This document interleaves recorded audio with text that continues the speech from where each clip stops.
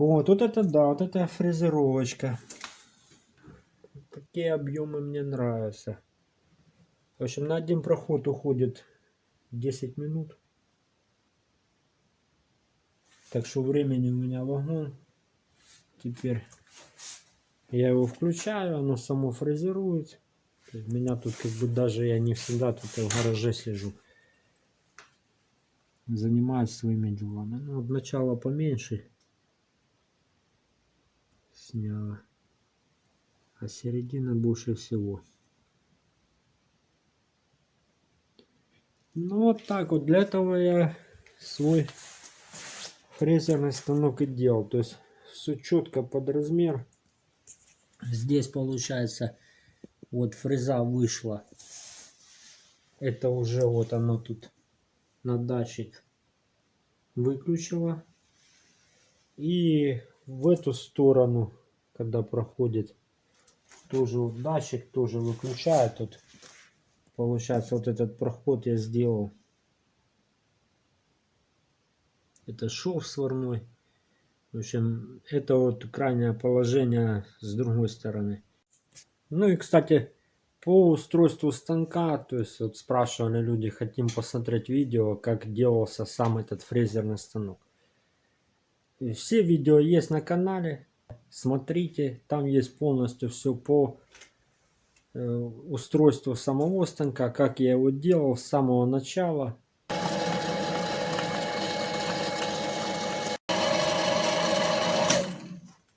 Все. Прошел я эту направляющую полностью.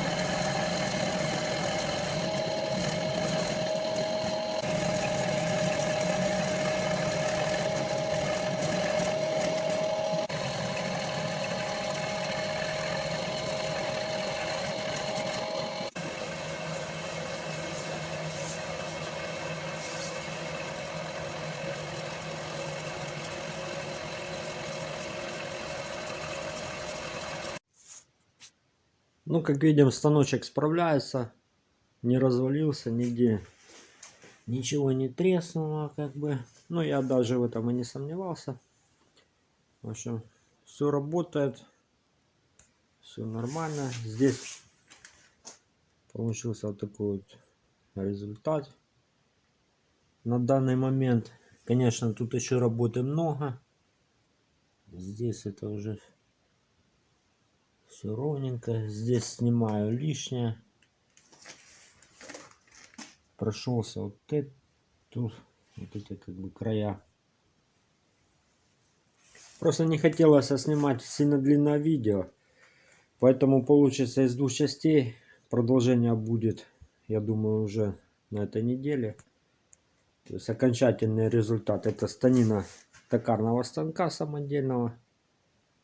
В общем, тут уже будут приварены и отфрезерованы направляющие суппорта и задней бабки.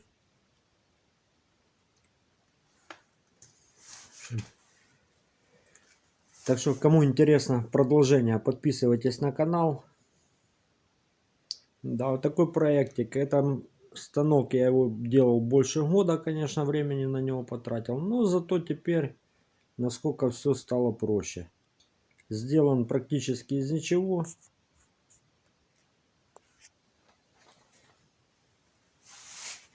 Это пришлось на скорую руку примастырить ведро, потому что охлаждение идет неправильно. Здесь снизу отверстие, воздух поступает. То есть надо делать этот кожух, покупать. Поехал на рынок, там какие-то нереальные деньги хотят, как полдвигателя стоит. В общем, то есть я не стал. За такие деньги я могу им сделать этих, сколько им надо, там, хоть 100 кожухов и продать. В общем, ну, времени сейчас на это не хватает, поэтому приходится выдумывать по-быстрому. Так что не обращайте внимания. Это такое время. Пока был мороз, было все нормально. Сейчас немножко потеплело. Вот, и начал греться. Ну, на этом у меня все. Всем до свидания и до новых встреч.